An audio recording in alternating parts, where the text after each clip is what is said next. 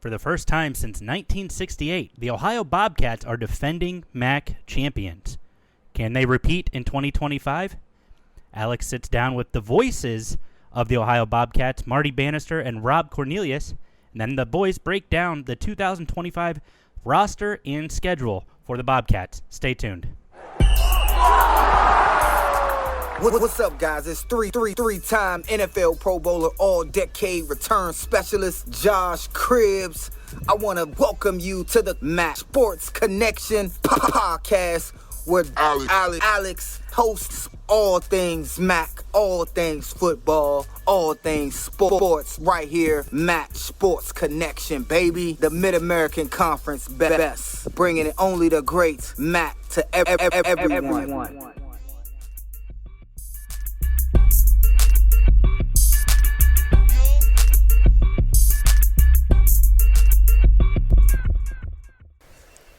All right, everybody, welcome back to the MAC Sports Connection. We are here at the MAC Media Day, Ford Field in Detroit, Michigan.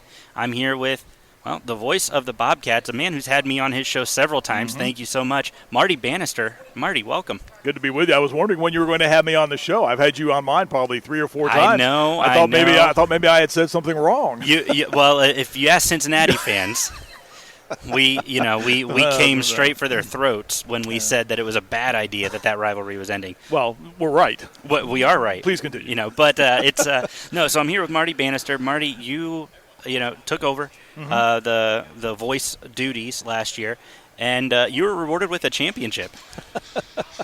Like I had a lot to do with it. I think it was you. Is that vocal cord? I always I relay a story to people when they talk about that. When I was working on Ohio State's games, the first 2 years I was on the Buckeye sideline on the radio network, I was telling Jim Tressel this one day at lunch. I said, "Yeah, you bring me in, and you've gone to the last 2 national championship games, and without missing a beat." He goes, "Yeah, but we lost both of them." Oh, man. Oh. So fortunately, the table turned last year here. Well, that's now you got to go the next step. You got to get Ohio to the national championship. Well, and one step at a time. Yeah. Well, hey, the MAC championship's off the list now. You've done that. Now we move on. But no. So what a great season for the Bobcats. 11 wins. Third straight season with 10+ wins. You capped it off with a bowl victory over Jackson State. Just an incredible year for Ohio. Well, and it's interesting, Alex, because you get through those first 4 non-conference games, and every MAC school deals with this. But I told a lot of people who were kind of down on the team after those first 4 games, I said, hey, hang on a second. Yeah. You can't base what this team is going to be on those games. We went down to Kentucky. Parker Navarro, our starting quarterback, didn't play that day. I'm not going to say that it would have made a difference in a 41-6 game, because it probably wouldn't have. But it wouldn't have been 41-6. Sure. I can tell you that. So you kind of take those games and just shove them off to the side. I told people this team is still a very, very good football team that can win 8 or 9 games. And people looked at me like I had a third eye. And when we got to Ball State, I'm like, guys, I told you, this team has its coaching. It was the ability that they had. But at the same time, Alex, I've asked Brian Smith this. I've asked Parker Navarro this already here. About last year, the phrase remember and forget is being used. As great as that was, it was also in December. Right. You can't look back on that. But I think you can, to that point, build off that momentum. Oh, there's no question. Yeah, there's no question. And I think you saw that in the Jacksonville State game in the Cure Bowl. Yeah. Despite the coaching situation that happened after the win here. It's almost as if they didn't skip a beat. And again, remember, and I'm sure a lot of your listeners know this, but Ohio was the only team in Division I last year that did not have a player in the transfer portal in the postseason. With anybody else, they were the only ones. And that was one of the reasons why they had so much success in Orlando against Jacksonville State. Well, and I think, too, you mentioned Brian Smith. Ohio could have lost everything with the coaching staff. Everybody could have, and you wouldn't have been blamed anybody for following Tim. Tim, who did a great job here in Athens. But I think that's a testament to the strength of the Ohio brand and what has been built here by Tim, by Frank. Just a lot of great pieces set in place. And you keep Brian Smith, you keep a bunch of the coaches. Like this is a quality coaching staff returning a lot of quality players. The word culture is what's used so often. And with Brian's staff, Defensive coordinator John Hauser stayed, Yes. who interviewed for the job. We'll be honest about that. He was one of the guys interviewing for the job, but he stayed. Now offensive coordinator Scott Isfording. He stayed with the staff. And yes, there were some coaches that did follow Tim to Charlotte. Not unexpected. You kind of figured that was coming. Mm-hmm. But Brian has such a lengthy network of coaches. He didn't skip a beat in bringing in guys. Tavita Thompson comes from Central Michigan to take over the offensive line. Yeah. I mean, you can start going down the list of talented guys that he brought in. And, again, it's culture, it's networking. It's who he is as an individual and a coach that's made such a difference. And I'm so excited to talk to Brian later today about what he's done to kind of continue what's been successful, but then put his own wrinkle on it. Right, Just really excited about that. Now let's talk about this season. Bobcats have a tough opening 3-game set. Really?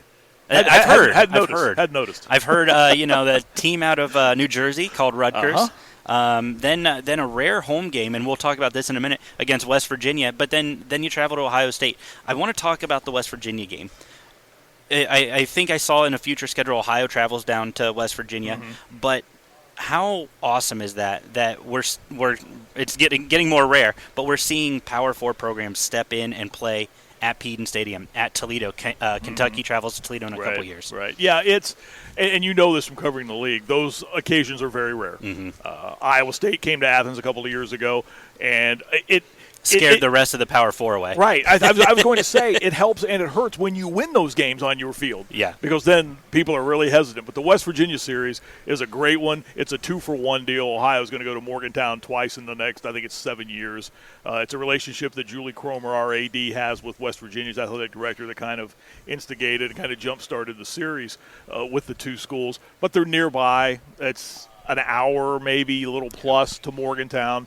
And I know this, West Virginia fans who travel regardless of the game, it's going to be a heck of an atmosphere on that Saturday afternoon in Athens. They've been planning for it in Athens, for the Ohio administration, since last year to get ready for this, because it's going to be it's different than Iowa State coming. It's different than Pitt coming. Yeah. It's West Virginia, and they travel well. West Virginia travels very well, and actually talking to Rob Cornelius just a moment ago, he talked about how he was hearing that West Virginia fans were just buying Ohio season tickets. Yes, they were. Yeah, just to get tickets for that game. Which is, just, again, an incredible testament to the brand that Ohio brings to the table. Absolutely. And then obviously, then you move on through the schedule. You avoid Kent State, you avoid Akron. And I don't know if avoid is the right word. You were not selected to play Kent State and Akron, nor Toledo either. So you do avoid you do avoid Toledo, but you get Buffalo, you get Miami. I think Miami's at home this year. It's on a Tuesday night.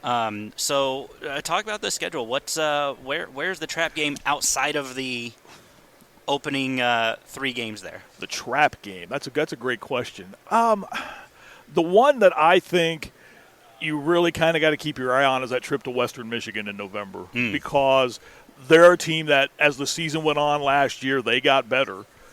They finish a game over 500. I think they went to a bowl game.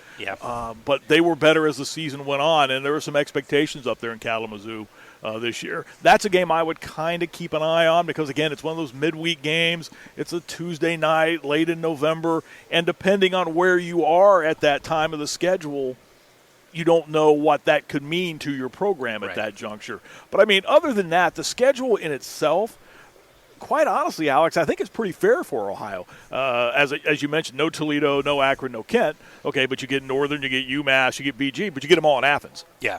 And that's a big part of that. Well, and playing in Athens, the Bobcats have been really good on Frank Solich Field. Yeah. That's, one loss in the last 3 years? Yeah. Just, wow. It's atmosphere, and let's face it, too, there's pretty good football teams that come on that field to play. I mean, that's part of it, too. But the atmosphere in Athens on a game day and a game night is just – it's unlike any other place in the MAC, and that adds so much to what Ohio does. Marty, before we wrap this up, I want to do a couple things. Season prediction, do the Bobcats return to Detroit? Oh, goodness. As Chuck Martin walks past me here, you had to ask that question. Let me say this. I think their chances are as good as anybody's of doing that. They're obviously repeating I don't know if I want to go that far with it. We haven't seen it since 11-12. Right, and that right there is the reason why you don't go that far with it, because this league is so balanced, I think, this year. And there are a lot of unknowns in this league this year. Mm-hmm. You don't really know what you're going to get out of UMass. What's going to be the Northern mentality, because this is their swan song. So what are you going to get out of them? So I will say this. If Ohio gets into November in position to make a run, then I think they can do it. I love it. Marty, you've got a radio show, and I want to give you a chance to tell my listeners where they can find you, what they can do to tune in and follow along. Well, we'll be on from noon to 1 today. That show will obviously be archived, and we'll have it played back on our flagship station out of Athens, Pure Rock 105.5. We love our relationship with the folks at Total Media Sports, and the show will be archived there as well, too. Awesome. Well, guys, thank you so much for tuning in with the voice of the Ohio Bobcats, Marty Bannister. Marty, thank you for joining me, and I'll catch you on Media Day. Always a pleasure, my friend. Thank you.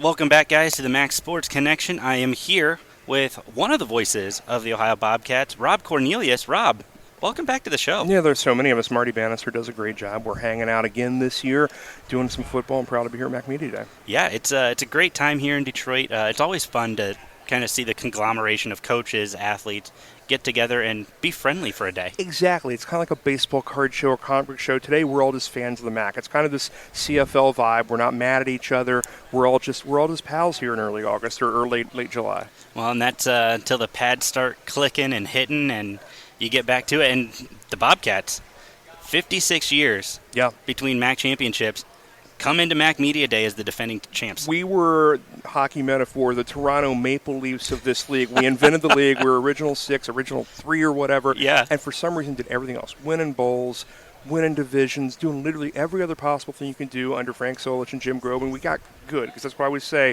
skip most of the period 75 to 95. Mm-hmm. But for the last 30 years, things have been good. For the last 15 years, things have been great. Yeah. And we're just excited to be at a point where 10 wins, 11 wins the last 3 years, hard to top. Well, you mentioned the 10 wins, 11 wins. One of the top 5 programs in the country to do that, consistently. Yeah, I saw that stat. I think you reposted on Twitter a couple times. That's why I've been grabbing. It's like essentially the best record in the league, although not winning the league championships for the last, 10 or 15. Mm-hmm. And you're right, top 5 winning percentage. And in G5 or what it's basically us and Tulane are, 1-2 right there, I think it is. Yeah. It's and you mentioned best record in the league. I feel like that's a lot of what's going on with Miami, Ohio, and Toledo. Mm-hmm. The last 3 MAC championships have featured those 3 teams, and we've not had a repeat champion in that period. No, and again, it's 3 of the teams that have been consistently good, but have not necessarily won the league or won this game up here. But again, 3 of the heavyweights in this league, and you look at, be it Steele, be it preseason poll, whatever they dropped out there this morning, it's basically those 3, and maybe Pete Limbo's Buffalo, what people think are the top of this league again this year. I got to tell you, there are a lot of expectations from Buffalo fans for the Bulls this year. Yeah, I mean, I love him as a coach, and he's a guy I would love to work around and for if I weren't with the program. He's smart, he's fun, and players love him, and that's a fun mix. So seeing how quickly he's fixed that when they could have had a real crater when he first came in, on a coaching change was unexpected. So good for him, good for the top 4 of this league. Let's go get some bowl wins. Yeah, so let's kind of focus on the Bobcats. We'll wrap up the end of 2024 and we'll go into 2025.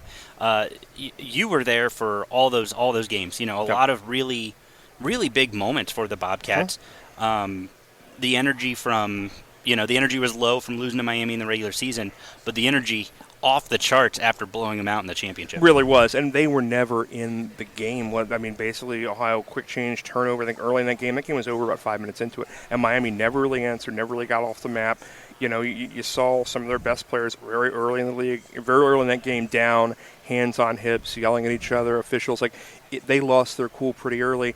And again, Ohio, we're going to remember Tyus, running back, got hurt for Ohio early in that game down at Miami, and we were not the same. We were a great running team for the first 6 weeks. He put 200 yards on Syracuse twice early in that season. Yeah. And without him that day, we just couldn't move the ball.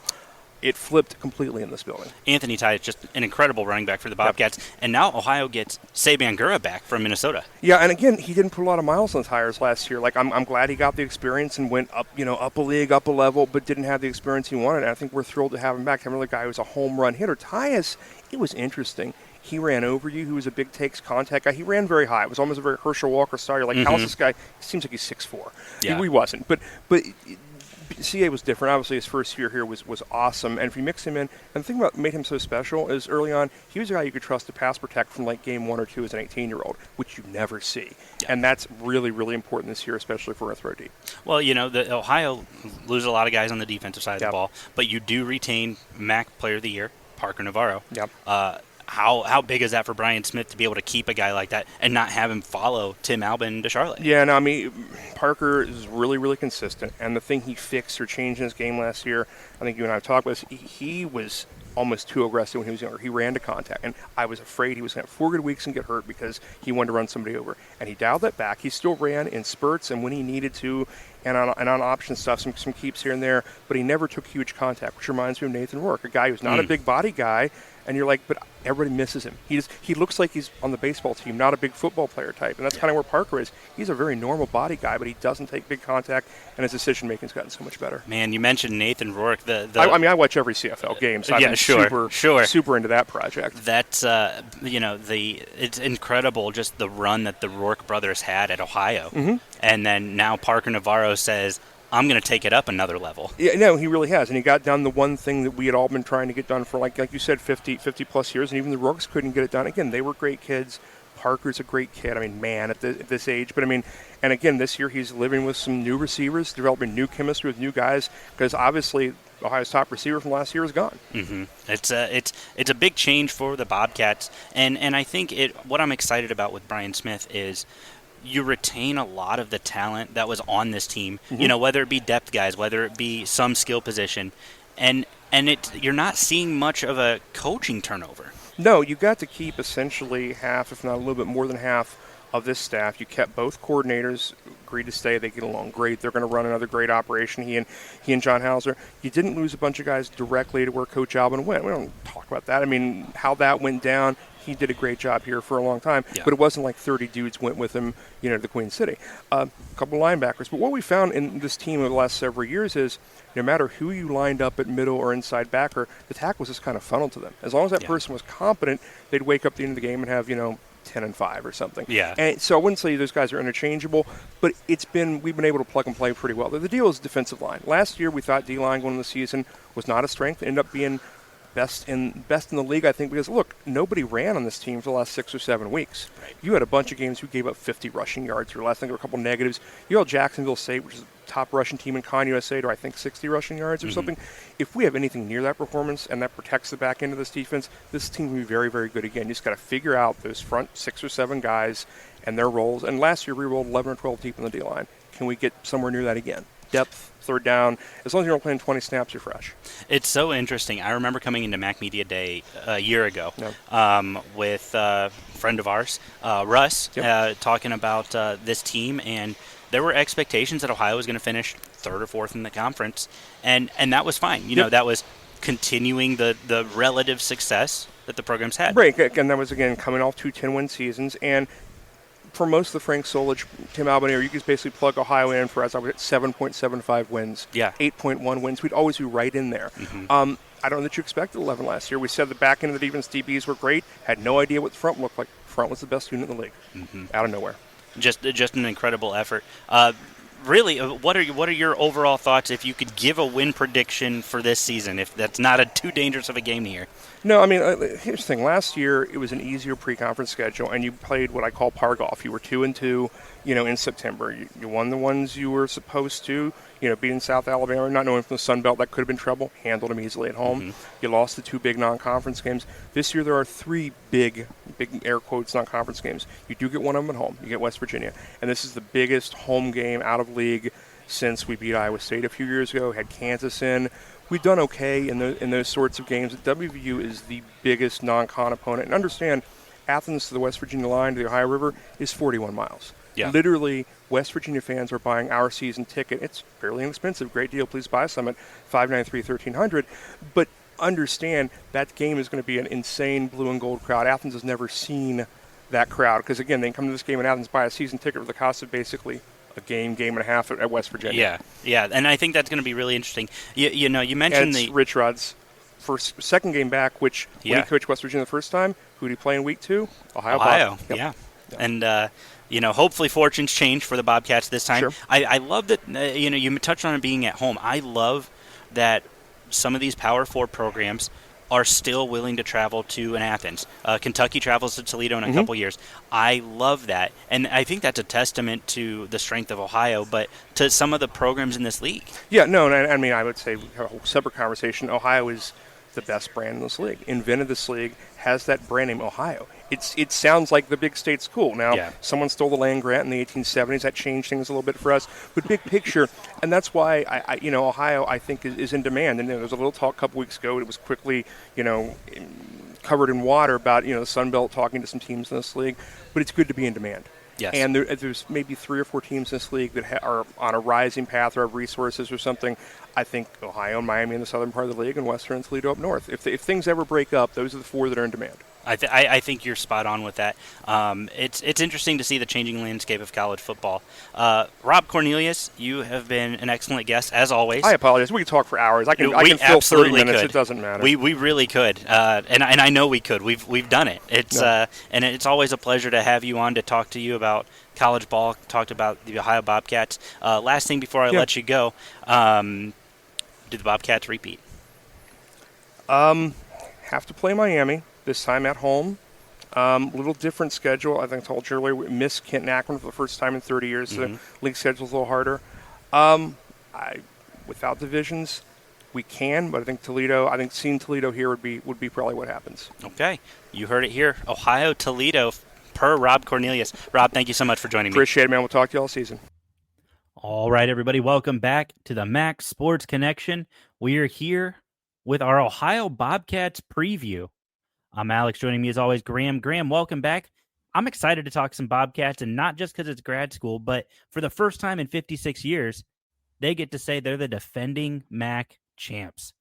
What a great season they had last year, Alex. It's these Bobcats had just a really special season, and especially on offense. And for them to come back as now defending MAC champs in a season where we get to see a couple of exciting games. We creep closer to the season. It's getting really exciting. 11-3, Ohio on a 3-season streak of 10+ wins. I think they've probably been the most consistent team in the Mid-American Conference. They're just not getting talked about because they haven't won the MAC all 3 years. Yeah, I mean, this team has been very good, and they just hadn't made that final step. Now they've made that step. They're MAC champions. I think that's the storyline this year is how do these Bobcats bounce back? Is this a hangover season, or is this just a continuation of the greatness that we saw last year?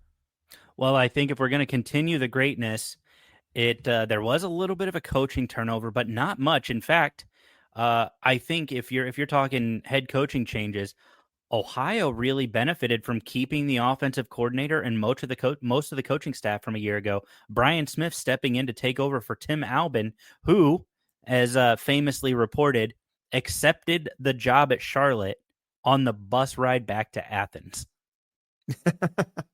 That is a great detail there. I think to a lot of folks' surprise, Tim Albin heading to Charlotte, but I'm not worried about this coaching turnover. It feels like the smallest coaching turnover you can have while still calling it a coaching turnover. They got to keep John Hauser, the defensive coordinator, which, again, a huge boost. A very small coaching staff turnover, but then also they got to keep their quarterback, the guy who spearheaded this incredible run by the Bobcats a year ago, a guy who stepped in and really made this a quarterback room of his own. We saw the Canadian missiles for many years. Curtis Rourke being the most recent one of the Rourke brothers, and Parker Navarro doing something that none of the Rourke brothers had done, and now he gets a chance to defend that title. Yeah, I mean, Parker Navarro was, I think, a guy that a lot of Bobcats fans were looking at to step into this quarterback role and to be the guy. But I don't know if there was a lot of faith in Parker Navarro prior to last year. But certainly at least partway through the season, he figured something out, and the rest of that run was just incredible, leading this offense. And of course, the Bobcats offense last year, leading the MAC in a lot of categories, and just I think that's what we're looking for this year is Parker Navarro to continue to exude this leadership. He is a grad student now, so certainly plenty of experience, knows what winning looks like at Ohio, and has an opportunity this year to show out against some tough opponents. Ohio, the best scoring offense in the conference a year ago, almost 30 points a contest, the best rushing offense in the conference a year ago, 213 yards a game, and then the best total offense, putting up 405 yards, looking to replicate that. You get Parker Navarro back, and then you move down the list. We don't need to talk about Parker Navarro enough or too much because we know what he's capable of. He had a great year last year, led these Bobcats on an incredible offensive outing. They weren't the best through the air, but they were really, really good on the ground. Anthony Tyus was a big cog to that. He was actually the leading rusher in the conference a year ago. You have to replace 1,200 rushing yards. And who do you do it with? C. Bangura. Yes, that name sounds familiar, Bobcats fans. That's because he is coming back from Minnesota. He got a free year, essentially, to just kind of hang out at Minnesota. Now he's coming back. Yeah, not a ton of work at Minnesota, but certainly an opportunity to practice and grow in a Power 5 or Power 4 system. But back in the running back room, I mean, it's funny to go, how do we replace our 1,000+ yard rusher? Why don't we go back to our previous 1,000+ yard rusher and just plug him in? And that's great. C. Bangura is going to be the bell cow back here. I don't think anyone's expecting a real running back by committee or anything. And I think that's what makes this offense so potent is we know that Parker Navarro is going to be under center. We know that he's going to make things happen with his legs when he needs to. We know C. Bangura is going to be in the backfield rushing, leading that rushing attack. And this should be a very potent rushing attack, especially within the conference. Well, and I look at this running back room too. Like, there's a lot of question marks behind C. Bangura. You obviously brought in Doe Boylan from Drake as a grad transfer. A lot of young talent in this running back room. Duncan Brune, the sophomore, Mike Taylor Jr., a true freshman, Irving Brown, another true freshman. Like this is a running back room that has. You're gonna need C. Bangura to be healthy, to stay healthy, to not let injuries nag him if you want the ground game to be successful. Yeah, and of course he did pick up that injury in the spring. It doesn't seem to be an issue at this point. I don't think anybody is particularly worried that he's not going to lead this group of backs. It'll be interesting to see if Ohio can get out in front of teams enough early in the season. We'll talk about who those early season opponents are that might make that difficult. But if they can get out in front and give some of these guys deeper in the lineup here a little bit of time, that'll go a long way towards producing late season effectiveness from the rest of these backs. I think moving into this wide receiver room, this is where I think we have a lot of opportunity for people to say, "Hey, I'm ready to prove my worth." Coleman Owen was the guy last year. I feel like I heard his name called a billion times a game. He had 78 catches a year ago and was truly the number one receiver, just working out of the slot. But this was a guy who just could dominate for the Bobcats. But they get a lot of their other guys back. They get Chase Hendricks back, Rodney Harris back, Caleb Gossett back, the graduate transfer from a couple years ago, Max Rodarte. Like this is a very, very deep room just with guys who have experience in this Ohio offense. Yeah, I mean, losing Coleman Owen is losing the biggest piece of these receivers from last year. But they really expect Caleb Gossett to step right into that role. Chase Hendricks and Rodney Harris just hanging out, just another year under their belts to get better. So I think we can expect much the same from the Bobcats passing game as we did a year ago. They've got plenty of guys who want to step up, who want to contribute. Alfred Jordan transferring in, just adding more pieces to this room. Nobody screams to me number one receiver. I feel like when I look at this lineup, I'm not concerned at their ability to do a lot of things. I think that there's plenty of talent, but I'm not saying, oh wow, you have to throw two guys on this player to keep this offense in check. All of them have the ability to do different things, but nobody screams true number one receiver for me.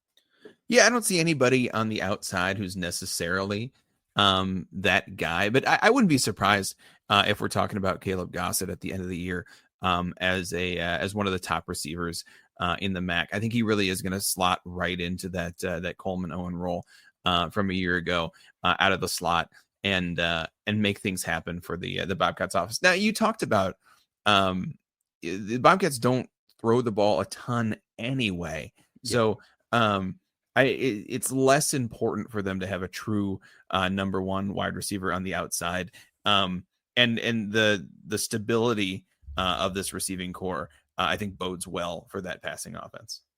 It's an interesting stat. Parker Navarro ranked 7th in the MAC last year in passing yards a game, just over 208 yards a contest, well behind guys like, he had 186 behind guys like Brett Gabbert, who at 208, Ben Finley 217, Cole Snyder.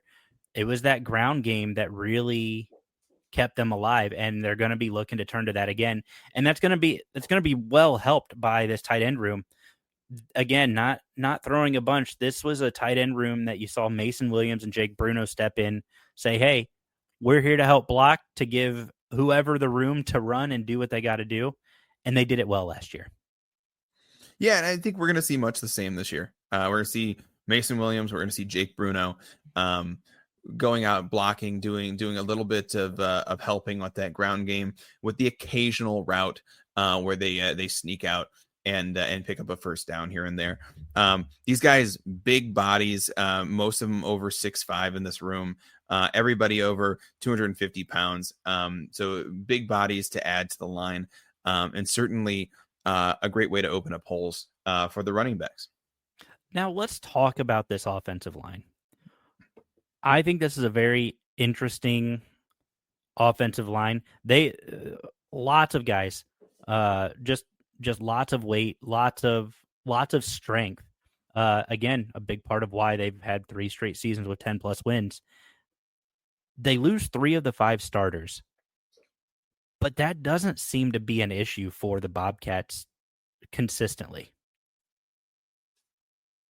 Yeah, I mean, again, we're bringing back a guy who left for a year, is now returning in Shedrick Rhodes. Went to Rutgers for a year. He's coming back at left tackle, and that seems to be that's an extreme example, but that's the example for Ohio. Is that, like, yeah, you might lose a guy, but you replace him. In this case, they're replacing Shedrick Rhodes with Shedrick Rhodes. So it's I think we can expect him to be at least as good as he was a couple years ago.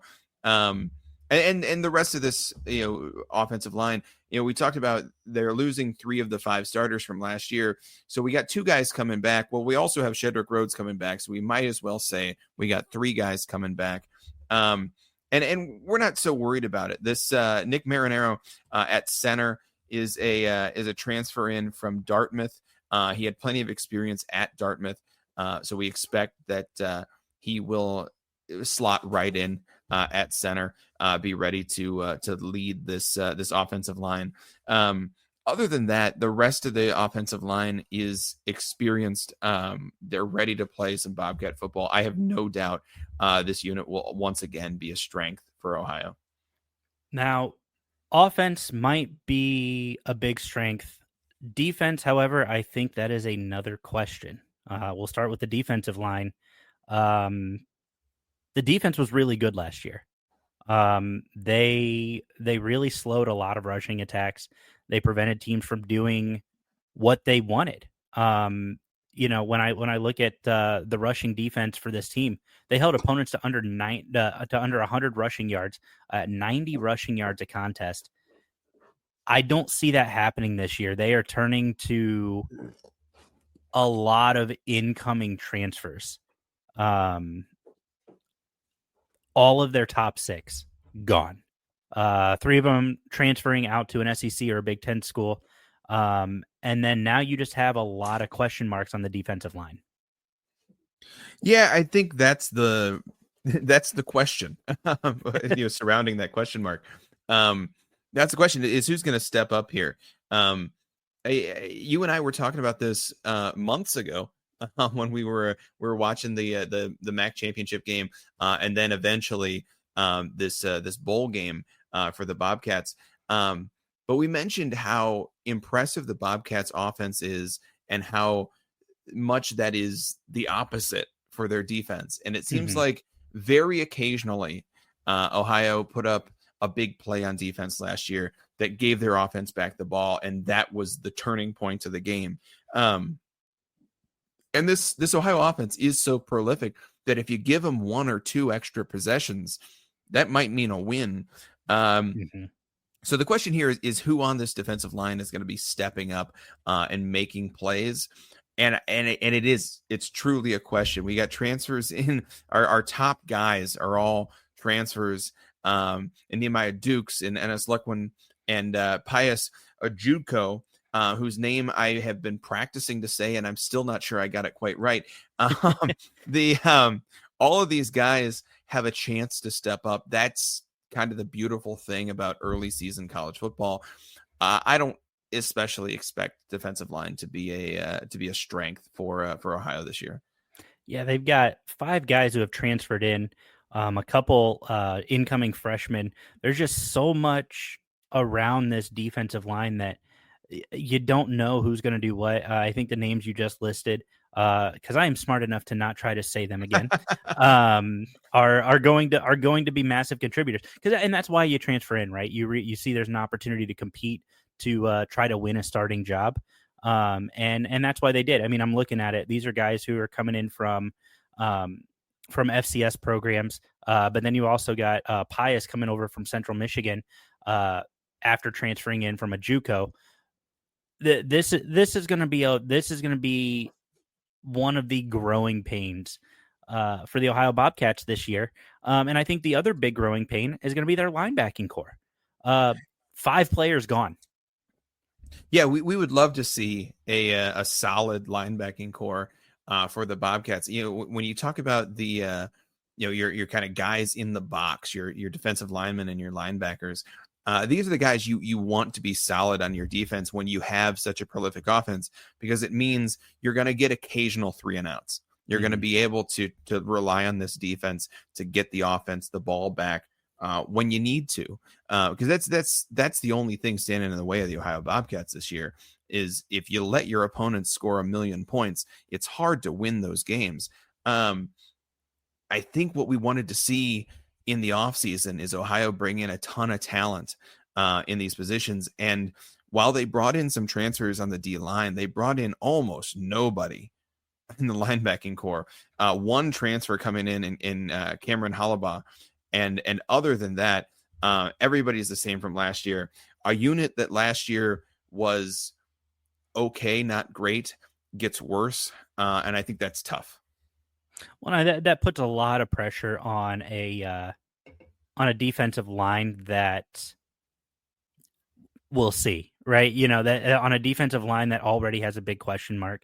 Now you've got a linebacking core that has arguably the same size question mark. These are going to be, I think, the 2 weakest areas on this team here in 2025 to start the year. Now, there's always a chance these guys could all gel and get going. I think we're gonna see growing pains early, but I think that this is going to be one of the worst position groups just purely because of the inexperience as a team for the Ohio Bobcats in 2025. Yeah, we expect to see Mikael Williams and Cameron Hollabaugh be the starters for these linebackers. Jack Freese and Michael Molnar should get some play as well. Moving into the defensive backs, they saw a lot of pass attempts, mostly because they knew the ground game wasn't doing anything because of how dominant they were. So these are guys who have experience. These are guys who can play some pretty decent backfield. And that's kind of headlined by Tank Peterson, the graduate senior, whatever, coming back. And I think that this is going to be really big. The loss of Roman Perotti, tough. But I'm not as concerned about this room as maybe some of the other people might be. Well, they're returning a ton of production from last year. You mentioned that we're losing Roman Perotti here, but other than that, the rest of the DBs are relatively untouched. Now we're not bringing in a ton of transfers, which maybe is something you'd like to see here. But the DBs were something of a strength for Ohio last year, and they should be good again. We talked about Tank Pearson. DJ Walker should be holding stuff down at strong safety. Adonis Williams at free safety. Michael Mack at the other cornerback. And Jalen Thompson getting some time in at the nickelback position. All these guys have a ton of experience. They have been in this defense and they know what they're doing. I expect them to be as strong this year as they were last year, and I expect at least a few of these guys to take a step forward. I really like the addition of Ricky Hyatt Jr. Coming from Kentucky via South Alabama, and I think that's going to be a really nice addition for depth and experience. They also got Jamar Mundy coming in from a JUCO via Western Kentucky. Like the transfers that they got in have some quality experience, and I think that's going to round out this position group pretty nicely. It won't be the biggest strength on the team, but I don't think that it's going to lose them too many games. Absolutely. As far as specialists go, I feel like we never really know what to say here. We talk about some of these kickers that we've seen in the past and how they hit field goals or they don't hit field goals. Ohio does a pretty decent job as far as their special teams go. We're going to talk about. We think David Dellenbach is going to be the starter this year. He's transferring in from UCLA, so that should be a decent transfer. But we don't know a ton about him. Redshirt freshman, so we'll see how he does. I think we expect good things from him just because we expect good things from Ohio kickers. As far as the punting goes, it looks like it's going to be Colton Bartels. Again, same thing. This guy's a true freshman, so we really don't know. I think we expect good things, though. And Colton Bartels, Magnus Haynes, like there's a couple guys here, even on the kicking side. Britton Watts coming over from Utah State. Like this is tough because you have to replace Gianni Spedic. And then you have to replace Jack Wilson for all the punting duties. And both of those guys were incredibly solid for Ohio for their careers. I think for me, the question mark has to be about the kick returns and the punt returns.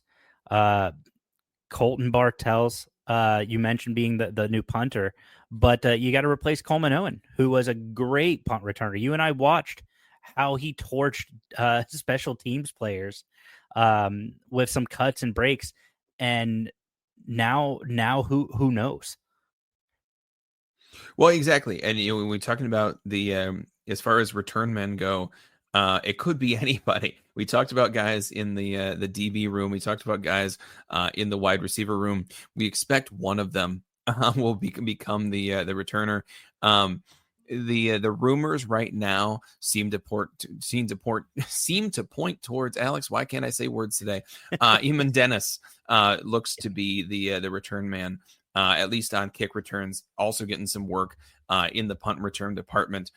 Tank Pearson, cornerback, is getting some return looks, as well as another cornerback, Tony Mathis. But really, this could be anybody. They got a handful of extremely speedy guys who have pretty decent hands. So we'll see who the return man is. Again, it seems like Ohio always has pretty decent specialists, which is another thing we chalk up to great coaching. But it's another reason that Ohio tends to reload at coaching rather than rebuild. So I have no doubt that the special teams for Ohio will be solid again this year. I love it, Graham. I'm going to get into the schedule here, but before we do that, I want to make sure you guys have checked out the Varsity app by Lairfield. It's the go-to destination for live game audio, exclusive content, top-tier college sports podcast, all free to download on the Apple App Store and Google Play Store. With the Varsity app, you can stream live radio broadcasts from all your favorite D1 programs, including calls from the MAC, Big Ten, SEC, Mountain West, and more. Customize your experience by saving your favorite schools, sports, and shows for quick and easy access. Also, you can dive into the Varsity Podcast Network. Find some great podcasts, including fan favorites like the MAC Sports Connection, Group of Five Guys podcast, Sickos Committee podcast, and many more. So make sure you don't miss a moment. Download that Varsity app today for free and get closer to the action with the calls and podcasts that bring your teams to life. Graham, we have we are rewarded with a tough Bobcats non-conference slate here. And that potential streak of 10 plus win seasons is in pretty heavy danger here. And we'll just start off here in week 1. The Bobcats are traveling to New Jersey. In fact, they just landed in New Jersey, or we're going to be landing soon as we record this. This is a tough one to kind of kick off the season. Rutgers has been getting better the last couple years. I'm going to tell you, though, Graham, I think the Bobcats get this one done on the road to kick off the season. Well, certainly the Bobcats are coming off an incredible season last year, and we could see them rising to the occasion. This is tough. It's tough to start the season with a road trip. It's tough to start the season against a Power 4 opponent, and it's tough to start a season with a new coach in that way. I think this is a Rutgers win. All right. We split on week 1 already. Let's move into week 2. Graham, you and I were, I don't want to say going to blows over this one in the pre-show, but we had some very differing opinions on this one. The Mountaineers of West Virginia travel to Peden Stadium, part of a 3-for-1 contract with the Ohio Bobcats.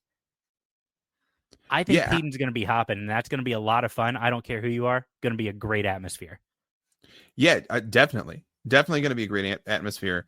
One of your favorite stats, Alex, is about how strong Ohio is at home. And I think that's what I'm so impressed about these Mountaineers for. This is a game, Ohio, one of the top teams in the MAC. It's a game that's very losable for a Power 4 opponent. So to agree to come in, to not just play a top MAC opponent, but to also come into Athens and take them on, I think is commendable for this West Virginia team. Certainly, I think West Virginia is going to have a good season, but I think this, for me, especially coming off of a loss in New Jersey, I think Ohio comes home for this home opener ready to go, and I have the Bobcats winning this one. Wow. I guess I shouldn't be surprised, considering I picked the Bobcats to win in week 1, and you picked them to lose in week 1. You're right about how strong they've been at Frank Solich Field since 2022. The last time these two programs played was in Morgantown, West Virginia, 2001. 20-3, West Virginia won that game. That was the second game for then head coach Rich Rodriguez for the Mountaineers. Well, Graham, I've got news for you. Rich Rodriguez will be in his second game for the Mountaineers in his second stint when they take on the Ohio Bobcats. And I like West Virginia to get this one done on the road. I know there's a lot of question about their roster turnover. I like West Virginia in getting the road dub at Peden Stadium. As much as that kills me, I think the Mountaineers head back home on those country roads with a win. We're talking country roads now, are we? Moving to our week 3 matchup and the battle for Ohio. And I'll be honest, I don't see this one being close. This is the defending national champs taking on the defending MAC champs. Very different levels of football here. And I think I can safely say that the Bobcats will not win in Columbus.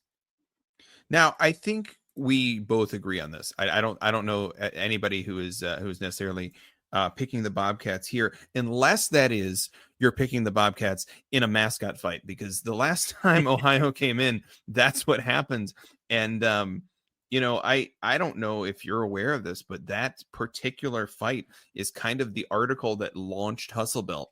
So got a little more MAC coverage following that game. I think we're all excited to see that happen.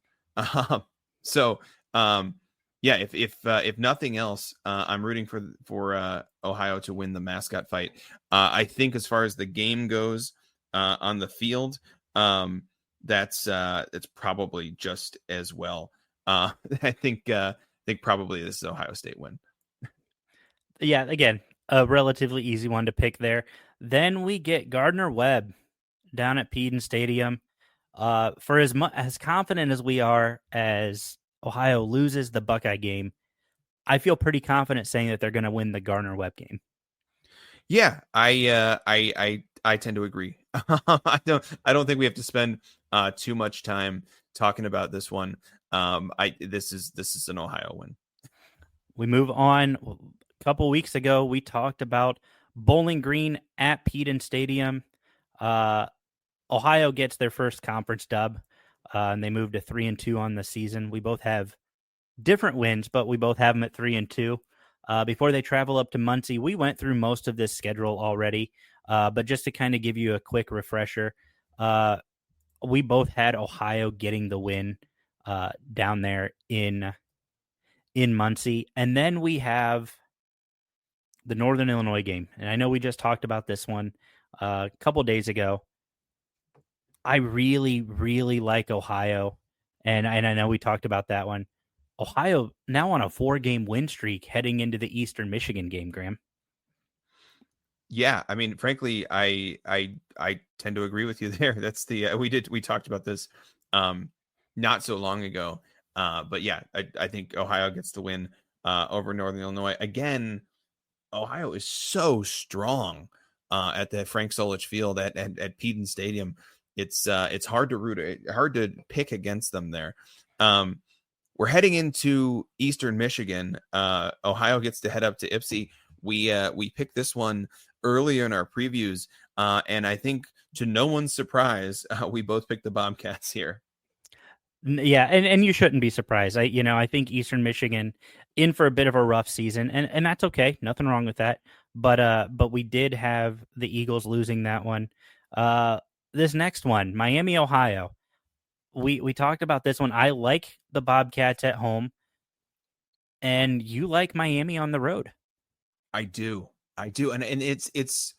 I made the argument earlier in this show where I was talking about how I think West Virginia is a strong team, but it's really hard to win in Athens. And now I'm saying Miami comes to town and they pull it off. There's something about that Miami team. I think DeQuan Finn's going to have that offense ticking, and I think Miami really wants the rivalry win after that MAC championship loss last year. Yeah, there's nothing worse, I think, if you're a conference opponent. You never want to lose to your conference rival or your biggest bitter rival, but you never want to lose to them in a blowout fashion in a championship game. So, I could see it. I could see Miami stepping up. But again, We'll see. This next one is the only one on the list that we haven't discussed yet, and it's the game at Western Michigan. Graham, I could almost see, and this is call me crazy. Please call me crazy. I could almost see Ohio getting tripped up randomly on a midweek in ice cold Kalamazoo, Michigan. I'm giving Western Michigan the dub. Wow. That's a strong pick from you. You know, Alex, my grandpa used to work in kind of auto industry adjacent. He sold a lot of the machinery to the auto industry, and he would tell us about the places that he was traveling for work. And one of the places, I thought so many of these places were just made up. He's like giving us Dr. Seuss names, and one of those places was Kalamazoo because that name sounds so fake. And you want to talk about the Kalamazoo weather and the ice cold Kalamazoo. All that stuff sounds a little Dr. Seuss to me. Ohio is a better team. Ohio walks away with a victory here. All right. Then the last 2 weeks of the season, we both had wins against UMass down there at Peden Stadium, and then arguably the biggest game of the conference slate for these Bobcats. A game at Buffalo, a game that could potentially decide who goes in the MAC championship. And once again, we find ourselves split. I'm picking Buffalo for the win, as we talked about. Graham, I'm picking Ohio for the win. Graham, you've got Buffalo for the win. That's right. Don't try and take my my Buffalo pick away from me. I really like Buffalo this year. They are, I think, my second best team in the MAC. And I don't see them losing late in the season at home. I think this game is going to mean something late in the season, and so I have Buffalo winning. All right. Well, you guys heard it. That's our verdict. I think Ohio has the horses to get back to the MAC championship. I think maybe an opportunity to stumble. Graham, you've got them with 2 losses, going 8-4. I've got a 9-3 Bobcats season staring down the barrel here. This could get exciting. We get to that 9-3 season, get to a bowl game, get the win there. Their 10-win season is intact. 8-4, not going to get it done if they don't make the MAC championship. Yeah, we'll see. I think Ohio is going to be a strong team this year, but I think there are stronger teams in conference this year. So it'll be interesting to see how it all shakes out. Thank you guys so much for tuning in. We have released almost all of our previews. We just have one more left, and that's our preview for the Western Michigan Broncos. By this point, you guys will have heard who we picked in each of those games. So if you want to go back and listen to all of our other preview episodes, you'll be able to hear the Western Michigan picks. But if you want to wait until Friday, you'll be able to hear them all in a much more condensed version. But thank you guys so much for tuning in. We appreciate the love and support. You guys have really shown out for us on downloads and listens for our preview season. We are over 1,000 downloads during preview season right now. So inching closer to 2,000. So really, thank you guys for that love and support. That's I'm kind of blown away by how the last couple weeks have gone with the previews. Absolutely, we love the support, and not many people out there are quite as crazy as MAC fans, and we're a couple of the craziest MAC fans, and we're glad to have found such a crazy community to cheer on some MAC sports. Well, that's going to do it for us, guys. Thank you so much for tuning in, and we will be back with you before kickoff on Friday and Saturday to bring you the Western Michigan Broncos. Thanks for tuning in, and we will see you guys next time. Shopify's point-of-sale system helps you sell at every stage of your business. Need a fast and secure way to take payments in person? We've got you covered. How about card readers you can rely on anywhere you sell? Thanks. Have a good one. Yep, that too. Want one place to manage all your online and in-person sales? That's kind of our thing. Wherever you sell, businesses that grow with Shopify. Sign up for your $1 a month trial at shopify.com/listen. Shopify.com/listen.